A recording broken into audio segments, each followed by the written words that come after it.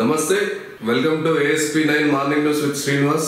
ఈ రోజు వివిధ దినపత్రికల్లో వచ్చినటువంటి వార్తల్ని చూద్దాం. ముందుగా ఈనాడు పేపర్లో వచ్చినటువంటి వార్తల్ని చూద్దాం. మానవతతో భూ పరిహారం, రైతులతో కలెక్టర్లు నేరుగా మాట్లాడాలి. RRR త్రైపాక్షిక ఒప్పందం త్వరితగతిన చేసుకోవాలి. జాతీయ రహదారుల నిర్మాణంపై సమీక్షలో ముఖ్యమంత్రి రేవంత్ రెడ్డి అంటూ ఒక వార్త. పరిహారంపై త్వరితగతిన చేయాలని చెప్పేసి ముఖ్యమంత్రి మాట్లాడుతున్న వార్త అక్కడ చూస్తున్నాం. విడాకులు తీసుకున్న ముస్లిం మహిళలు భరణానికి అర్హులే. TRPCలోని సెక్షన్ 125 వీరికి వర్తిస్తుంది. ఇది లౌకిక నిబంధన, దీనికి మతంతో సంబంధం లేదు. 1986 నాటి ముస్లిం మహిళల చట్టం ఇందుకు అడ్డు రాదు. భరణాన్ని దానంగా చూడకూడదు, అది స్త్రీల హక్కు. సుప్రీంకోర్టు కీలక తీర్పు అని చెప్పేసి ఒక ప్రధాన వార్త కనబడుతుంది. ఏ మతంతో సంబంధం లేకుండా ఆడవాళ్ళంతా ఒకే తాటి CRPCలో సెక్షన్ 125 వర్తిస్తుందని చెప్పేసి తీర్పునిచ్చింది. డ్రగ్స్ నియంత్రణకు ప్రాధాన్యం, బాధ్యతల స్వీకరణ సందర్భంగా కొత్త DGP జితేందర్, పలువురు IPSలకు స్థానచలనం. రవిగుప్తాకు హోంశాఖ, CV ఆనంద్కు అదనంగా విజిలెన్స్ అండ్ ఎన్ఫోర్స్మెంట్ అని చెప్పేసి DGPగా బాధ్యత స్వీకరిస్తున్నటువంటి జితేందర్ అని చెప్పేసి ఇక్కడ ప్రధానంగా వార్త కనబడుతుంది. యుద్ధానికి సమయం కాదు, అమాయకుల ప్రాణాలు తీయడం సరికాదు. ప్రధాని మోదీ ఆస్ట్రియా ఛాన్సలర్ అధ్యక్షులతో భేటీ, సంయుక్త ప్రకటనలో విడుదల అని చెప్పేసి ప్రధాని మోదీతో తెలిపి తీసుకుంటున్న ఆస్ట్రియా ఛాన్సలర్ కార్ల్ నెహమ్మర్ అని చెప్పేసి ఒక వార్త కనబడుతుంది. అన్ని వర్గాల సూచన మేరకే రైతు భరోసా విధి విధానాలు శాసనసభలో చర్చించి అమలు చేస్తాం.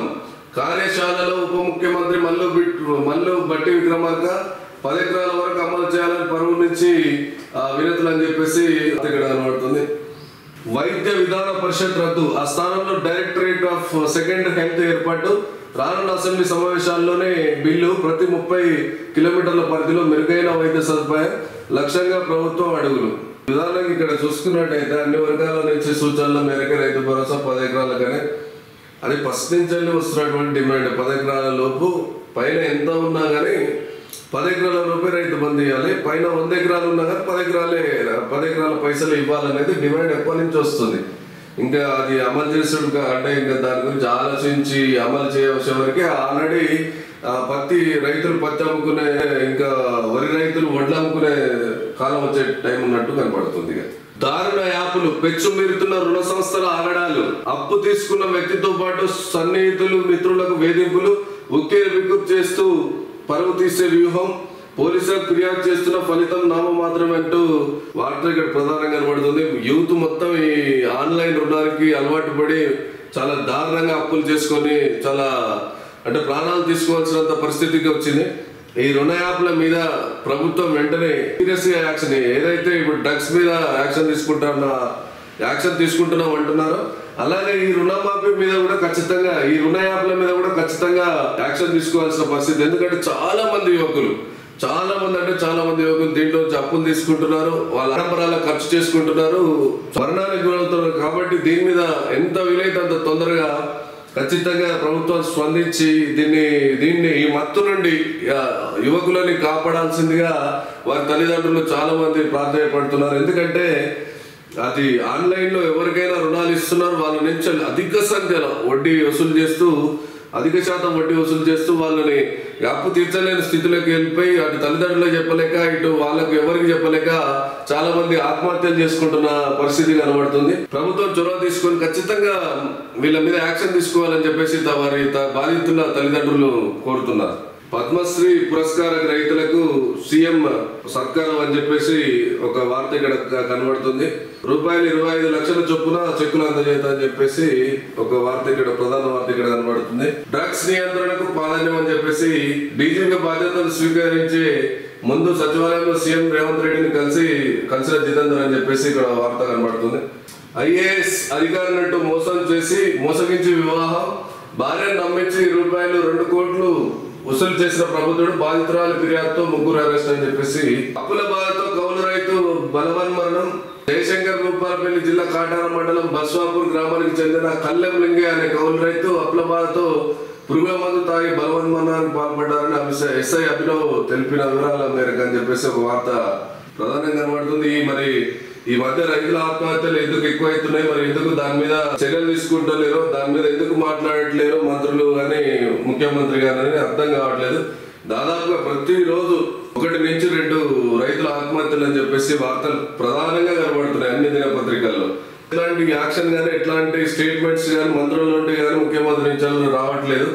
బీసీ బిల్లు సాధనకు 1,00,000 మందితో బహిరంగ సభలు, బీసీల మేధోమదన సభలు ఆర్ కృష్ణయ్య అంటూ ఒక ప్రధాన వార్త మనకు కనబడుతుంది.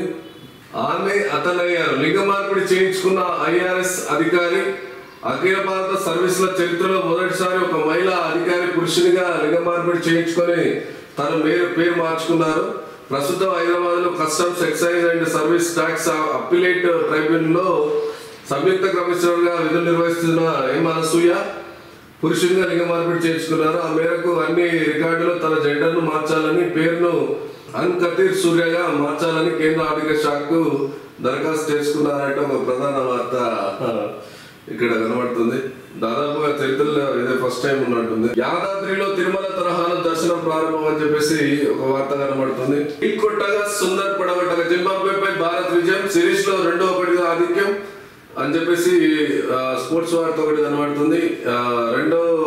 మూడో T20లో జింబాబ్వేపై భారత్ ఘన విజయం, సిరీస్ లో 2-1 ఆధిక్యం అని చెప్పేసి. పారిస్ ఒలింపిక్స్ మరో 15 రోజుల్లో ఒలింపిక్స్ స్టార్ట్ అవుతున్నాయని చెప్పేసి. అధ్వాన స్థితిలో హాస్టల్, బారస కార్యనిర్వాహక అధ్యక్షుడు కేటీఆర్ అని చెప్పేసి వార్త కనబడుతుంది. వాస్తవమే హాస్టల్ పరిస్థితి మాత్రం మరి అధ్వానంగా ఉంది.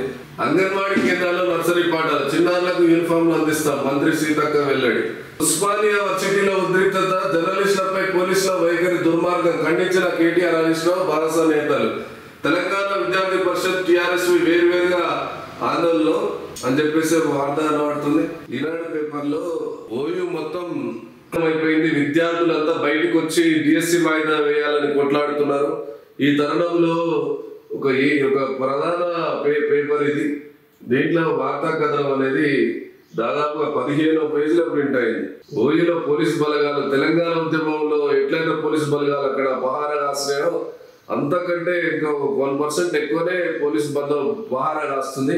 మరి ఆ టైంలో ఆ రేంజ్ లో అక్కడ ఉద్రిక్తత నడుస్తుంటే ఈ పేపర్లలో వచ్చినటువంటి వార్తలు చూడండి.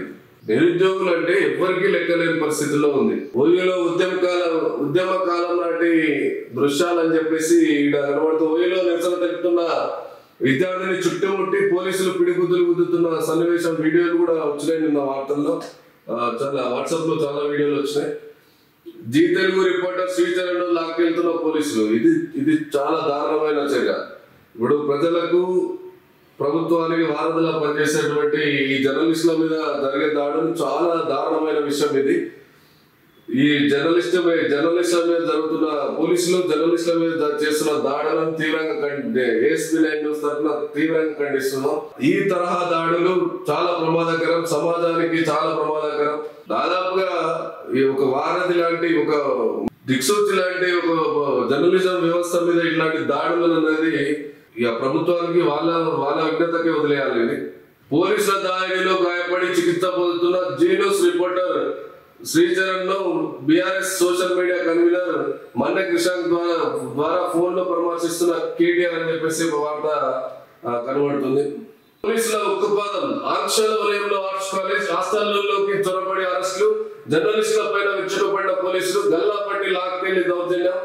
కొనసాగుతున్న నిరుద్యోగుల ఆందోళనలు, కోదండరాం ఇంటి ముట్టడికి విద్యార్థుల పిలుపు, సీఎం రేవంత్ దిష్టిబొమ్మ దారానికి యత్నించిన విద్యార్థులను చుట్టుముట్టి పోలీసుల పిడిగుద్దులు, మద్దతునిచ్చిన నాయకులను పట్టుకెళ్లిన పోలీసులు, కవరేజీలకు వెళ్లిన జర్నలిస్టుల పైన దాష్టికం, లైవ్ ఇస్తున్న వారిని ఈడ్చుకెళ్లిన పోలీసులు, జర్నలిస్టులు, ప్రజా సంఘాల తీవ్ర ఆగ్రహం. రాష్ట్రంలో పోలీసు రాజ్యం నడుస్తున్నదా, ఇదే నా ప్రజాపాలన అంటూ విమర్శలు అని చెప్పేసి.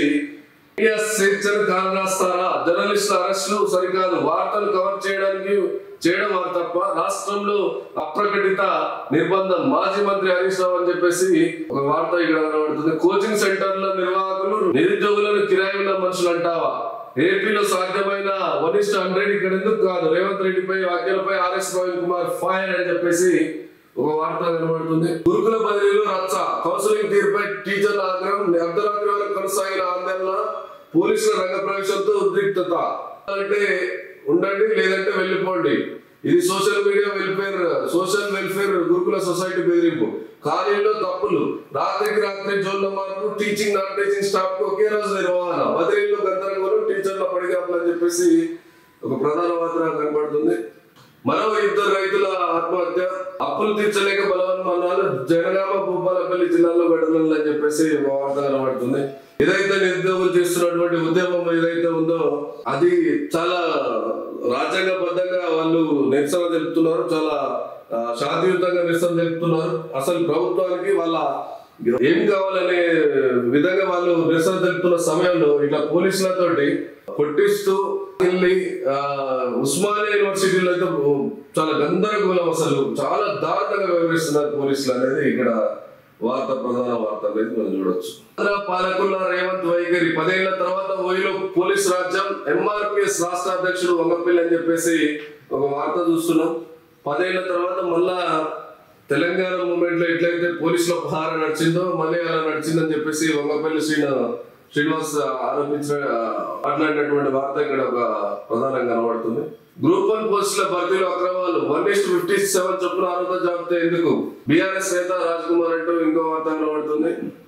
సీఎం సార్ మా గోడు వినండి, మానసిక క్షోభను అనుభవిస్తున్నాం, మా ఆందోళన వెనక ఎవరూ లేరు, మా కోసం మేము కొట్లాడుతున్నాం, నీ కాళ్ళు మొక్కుతాం, దండం పెడతాం, డిఎస్సీలో ఒక 3 నెలలు వాయిదా వేయండి, సామాజిక మాధ్యమాల్లో నిరుద్యోగుల ఆవేదన అనేది కనబడుతుందని చెప్పేసి ఒక వార్త కనబడుతుంది.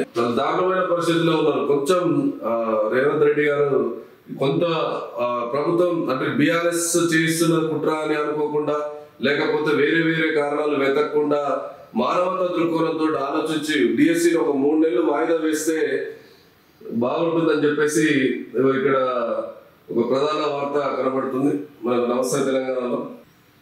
రేవంత్ రెడ్డి ఒక షాడిస్ట్ సీఎం, పనికిమాలిన తెలివి తక్కువ ముఖ్యమంత్రి, నీటిపై రావుల్ని దీక్ష చేయమంటావా? ఓయిలో పోలీసుల దమనకాండ, కేటీఆర్ హరీష్ రావుకు దీక్షలు కొత్త కాదు, డిఎస్సీని వాయిదా వేయాలి గాదర్ కిషోర్ అంటూ ఒక వార్త ప్రధానంగా కనబడుతుంది.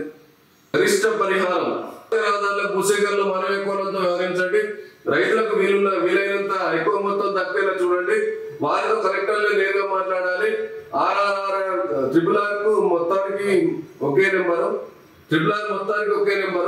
వెంటనే త్రైపాక్షిక ఒప్పందం చేసుకోండి, ప్రత్యామ్నాయ భూములు ఇచ్చి అటవీ భూములు తీసుకోండి, జాతీయ రహదారులపై సమీక్షలో ముఖ్యమంత్రి రేవంత్ రెడ్డి, నాగపూర్ విజయవాడలో సర్వీస్ రోడ్లు అండర్ పాస్ నిర్మించాలి, బట్టి 2 నెలల్లో హైదరాబాద్ విజయవాడ విస్తరణ పనులు, NHA పద్మశ్రీ గ్రహీతలకు సీఎం సన్మానం, ఒకరికి 20 లక్షల చెక్ అందజేద్దామని చెప్పేసి ఒక వార్త. డీజీపీగా జితేందర్, హోంశాఖ ప్రత్యేక కార్యదర్శి రవిగుప్తా, సివి ఆనంద్ విజిలెన్స్ అదన బాధ్యతలు, ఘటన వ్యవధిలో జీవోలు 3 జీవోల త్వరలో మరికొన్ని బదిలీలు అంటూ ఒక వార్త కనబడుతుంది. చిన్నారులు చనిపోతుంటే నిర్లక్ష్యమా? వీధి కుక్కల దాడిలో నిపుణుల కమిటీ వేయండి, హైకోర్టు. జూబ్లీహిల్స్ బంజారాహిల్స్ లో కాదు, మురికివాడలపై దృష్టి పెట్టాలని వ్యాఖ్య అని చెప్పేసి.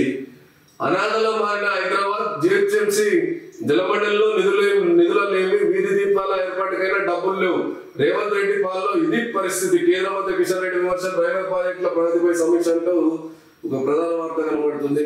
దయాకర్ అని చెప్పేసి ఇక్కడ ప్రధాన వార్త కనబడుతూ, రెడీ అయినా రాయన్ అని చెప్పేసి సినిమా వార్తల్లో కనబడుతున్నాయి. బడిలో భయంతో పాఠశాలకు రాని విద్యార్థులు, ఆదిలాబాద్ జిల్లా ఆనందపూర్ లో ఘటన, పిల్లల్లో భయం పోగొట్టేందుకు రాత్రంతా స్కూల్లో ఎదిరించిన టీచర్, తిరిగి బడిబాట పడిన విద్యార్థులు అని చెప్పేసి ఒక వార్త కనబడుతుంది.